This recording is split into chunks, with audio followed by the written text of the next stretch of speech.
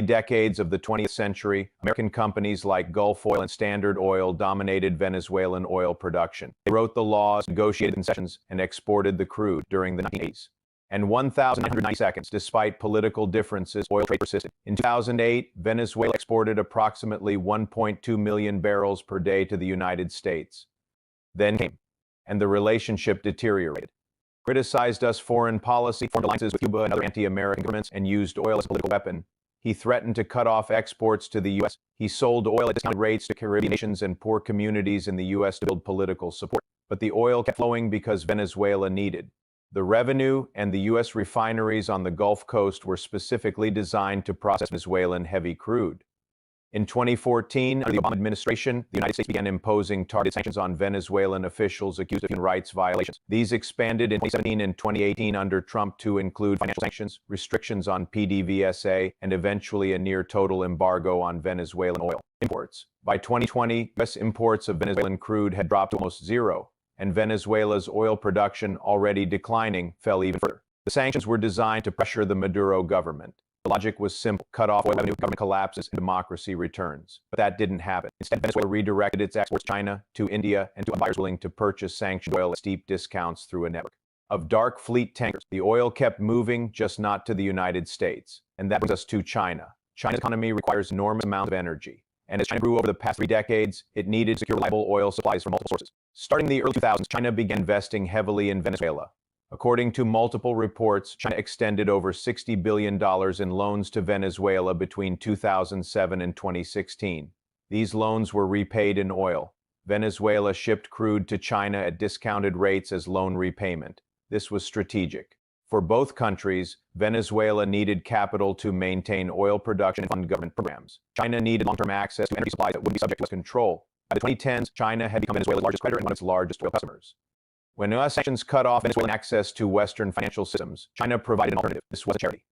This was energy security. China was building a portfolio of oil suppliers including Russia, Iran, Saudi Arabia, Iraq, and Angola. They did this so that no single disruption could paralyze their economy. Venezuela, with its massive reserves and willingness to sell at discounts, fit perfectly into that strategy. And here is where the geopolitical competition becomes clear. The United States didn't just want to pressure Maduro. It wanted to deny China access to Western Hemisphere oil. It wanted to maintain control over global energy flows and ensure that Venezuela's reserves served us interests, not Chinese ones.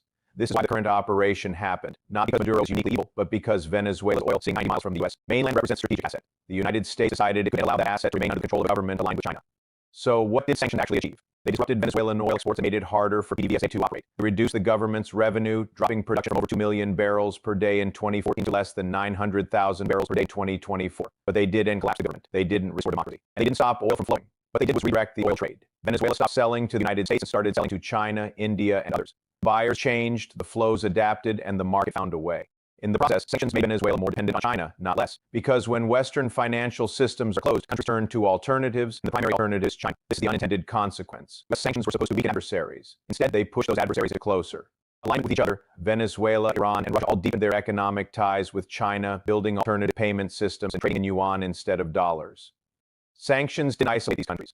They integrated them into a China-led economic sphere. And from China's perspective, this was ideal. Sanctions created opportunities for them to buy discounts and for countries to embrace Chinese alternatives.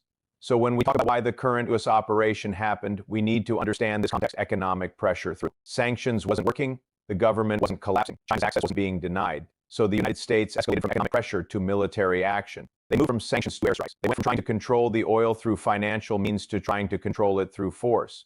And this brings us to the core problem. Removing Maduro doesn't solve Venezuela's structural issues because Venezuela's problem isn't one man. It is oil dependency. Oil dependency creates a political system where controlling the government means controlling immense wealth that attracts corruption, authoritarianism, and foreign interference. It doesn't matter who runs Venezuela. As long as oil revenue is the only revenue that matters, the same dynamics will repeat. You can install a democratic government tomorrow, but if that government still depends on oil revenue to function, it will face the same pressures Maduro faced. It will face declining production, price volatility, foreign competition, and corruption. This is the resource curse in action. The wealth is real, but wealth creates dependency, and dependency creates vulnerability. Look at Norway. Norway has massive oil reserves, but Norway built a sovereign wealth fund. It invested oil revenue instead of spending it. It maintained a diversified economy. It created institutions that prevented oil wealth from corrupting the political system. Venezuela did the opposite. It spent oil revenue as fast as it came in. It allowed PDVSA to become a political tool. It undermined every other sector of the economy until nothing else functioned. And now, even if a new government takes power, the structural forces remain. The temptation to use oil revenue for short-term political gain remains. The pressure from foreign powers who want access to that oil remains. The corruption that comes with controlling billions of dollars in resource wealth remains. Removing Maduro is never going to solve those problems because those problems are built into the system. So what does Venezuela teach us? It teaches us that resource wealth is not the same as sustainable prosperity. Possessing oil doesn't make a country rich. It makes it dependent. It teaches us that economic structures matter more than individuals. You can remove leaders, but if the underlying economic system remains the same problems will occur. It teaches us that sanctions have limits. You can disrupt trade, but you can't control markets. When you cut off one route, the market builds another. It teaches us that geopolitical competition over resources is intensifying. The contest between the United States and China isn't just about military power. It is about access to energy, control over supply chains, and influence over resource-rich nations. And it teaches us that oil dependency creates political dysfunction. When a government's revenue comes from a single commodity rather than from a productive, diversified economy, the incentives are all wrong. The focus shifts from building institutions to controlling the resource. This is Venezuela's tragedy. It has more oil than almost any nation on Earth, and that oil has made it poorer, not richer. It has made it more vulnerable, not more powerful. It has made it more dependent, not more independent. The current crisis isn't an aberration. It is a continuation of a pattern that has been repeating for a century. Oil wealth attracts foreign powers. Foreign powers compete for access. Governments use oil revenue to maintain power. Production declines when political control matters more than technical competence. The economy collapses when oil prices fall, and the cycle repeats. Now, with Maduro in custody and the government in transition, foreign powers are maneuvering for position, and the cycle continues. Because until Venezuela breaks its dependence on oil, nothing will fundamentally change. Until it diversifies its economy and builds functioning institutions independent of oil revenue, the crisis will persist. Names will change, and the governments will change. But the underlying forces that created this crisis will remain. And that is a lesson, not just for Venezuela, but for every nation that depends on resource. Wealth to survive. Dependence is vulnerability, and vulnerability in a world of great power competition is dangerous. Venezuela wasn't doomed by oil, but oil made Venezuela vulnerable. And that vulnerability has been exploited over and over by internal actors and foreign powers alike. The question now is whether the next government can break that cycle. Can Venezuela finally build an economy that doesn't revolve around a single commodity? Can it create institutions that serve its citizens rather than whoever controls the oil revenue? History suggests that is unlikely. Resource dependency is extraordinarily difficult to overcome. The incentives are too powerful, the wealth is too concentrated, and corruption is too entrenched. It is not impossible. Other nations have done it. It requires deliberate policy choices, strong institutions, and the political will to resist the temptation to spend oil revenue on short-term gains. Whether Venezuela can do that remains to be seen. But one thing is clear. Removing Maduro is only the beginning. The real challenge breaking the cycle of oil dependency has barely started. And until that challenge is met, Venezuela's crisis will continue in one form or another. Because the problem isn't who runs Venezuela. The problem is oil. To understand what is happening in Venezuela right now, you have to look back much further than the current headlines. You need to understand what happened over the past century. Because the current crisis, the military operation, the blockades, and the diplomatic fractures are not new. They are just the latest chapter in a story that has been unfolding since oil was first discovered beneath Lake Maracaibo in 1922. This is a story about how a single resource can define a nation. It's about how the resource can create immense wealth and immense dysfunction. It is about how it attracts global powers. And ultimately, it is about how it makes a country dependent on forces it simply cannot control. Today, I'm going to walk you through the economic and geopolitical forces that made Venezuela what it is. We aren't looking at the headlines or the personalities. We are looking at structural forces. We are looking at the patterns that repeat across generations regardless of who is in power. Because removing Maduro doesn't solve Venezuela's fundamental problem. The problem is oil, and until that is understood, nothing that happens next will make sense. Let me show you how we got here. Let's look at how Venezuela became an oil giant. In 1914, Caribbean Petroleum completed the Zuma-Q1 oil well, which is now called MG1, in the Mean Grand Field near Lake Maracaibo. That discovery changed Venezuela forever. Within a decade, foreign oil companies flooded into the country. Royal Dutch Shell, Gulf Oil, and Standard Oil, which later became Exxon, all acquired vast tracts of land. By 1928, Venezuela had become the world's leading oil exporter. By 1929, the country was producing 137 million barrels annually. That made the second largest oil producer in the world, right behind the United States. This wasn't gradual development. This was an explosion. Venezuela went from relative anonymity to global significance in less than 15 years. By 1940, Venezuela was the third largest oil producer globally, pumping over 27 million tons per year. During World War II, the country served as an avid supplier to the Allies. Production increased 40% between 1943 and 1944 alone. And then in decades that followed came the discovery that would define Venezuela's future. The Orinoco Belt. The Orinoco Oil Belt, located in eastern Venezuela, contains what are now recognized as the largest proven oil reserve on Earth. According to multiple sources, including the U.S. Geological Survey, the belt holds an estimated 900 billion to 1.4 trillion barrels of heavy crude in proven and unproven deposits. Venezuela's officially certified reserves stand at approximately 304 billion barrels. That is roughly 18% of the world's total proven reserves as of 2020. To put that in perspective, Venezuela has more oil than Saudi Arabia. It has more than Russia. It has more than any other nation. It is almost incomprehensible. Amount of wealth beneath the ground, but there is a catch. Venezuelan oil is heavy and sour. It is thick, high in sulfur, difficult to extract, and expensive to refine.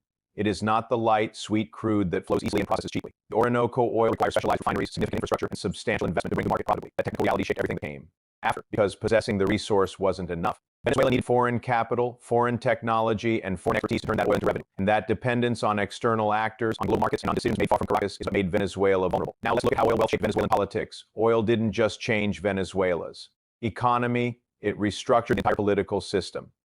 From the 1920s onward, Venezuela became what economists call a rentier state.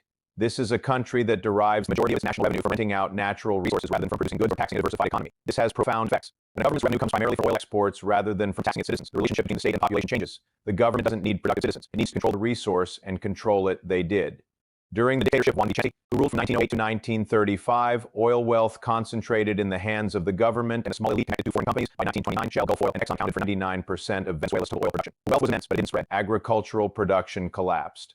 As labor shifted to the oil fields, by the 1940s, Venezuela was importing food despite having once been agriculturally self-sufficient in 1943. President Medina Angarita enacted the hydrocarbons law. This was the first major step toward government asserting more control over the oil industry. The law required oil companies to share profits approximately 50-50 with the Venezuelan government. It also mandated that all oil concessions revert to state control within 40 years. Despite fears from foreign companies that this would destroy the industry, production continued to increase. Venezuela served as a massive supplier of oil throughout World War II and the post-war boom. But the 50-50 split revealed something important. Oil wealth creates political pressure. Whoever controls the oil controls the government, and whoever controls the government controls the oil revenue. This dynamic became the pattern that would define Venezuelan politics for the next 80 years. Oil revenue funds the state. The state controls access to oil revenue, and political power consolidates around that control. In 1960, Venezuela played a founding role in creating OPEC, the Organization of Petroleum Exporting Countries. Venezuelan Oil Minister Juan Pablo Alfonso was concerned about chronically low oil prices in the 1950s. He proposed coordinating with other oil-producing nations to stabilize prices and assert more control over global oil markets. This was Venezuela asserting itself as a major player in the global energy system. They were not just a supplier anymore. They were a power. By the 1970s, oil accounted for over 90% of Venezuela's export earnings. The economy was completely dependent on a single commodity. When oil prices rose during the 1973 oil crisis, Venezuela's revenue exploded. That wealth fueled massive government spending, infrastructure projects, social programs, and subsidies. The Venezuelan government became the primary economic actor in the country. It distributed oil wealth through state employment and public services. But this created a structural problem. When oil prices are high, the government can spend freely. When oil prices fall, the entire system collapses. There is no diversified tax base. There's no manufacturing sector generating independent revenue. There is just oil, and if oil revenue drops, everything stops. This is the resource curse. Immense wealth from a single commodity creates economic dependency, undermines other industries, and makes the entire nation vulnerable to price shocks it cannot control, and it creates corruption. Because when the government controls access to billions of dollars in oil revenue, the incentive to capture that control becomes overwhelming. Whether through elections, coups, or patronage networks, the goal is always to control the tap. Oil didn't just fund the Venezuelan government, it defined it. Now we reach the 1976 nationalization and the creation of PDVSA. In 1976, Venezuela nationalized its oil industry. President Carlos signed a law transferring ownership of all oil operations to the state. This created the Venezuela SA, or PDVSA, as a national oil company. Foreign companies like Exxon, Gulf Oil, and Mobil, which had invested over $5 billion in Venezuelan oil infrastructure, received what was described as marginal compensation. The era of direct foreign control was over. PDVSA became one of the largest and most technically competent oil companies in the world. At its peak, it operated refineries, managed complex logistics, and exported oil to dozens of countries. Venezuelan petroleum engineers were among the most skilled in the industry. But nationalization also meant that PDVSA became a political entity. Its revenue didn't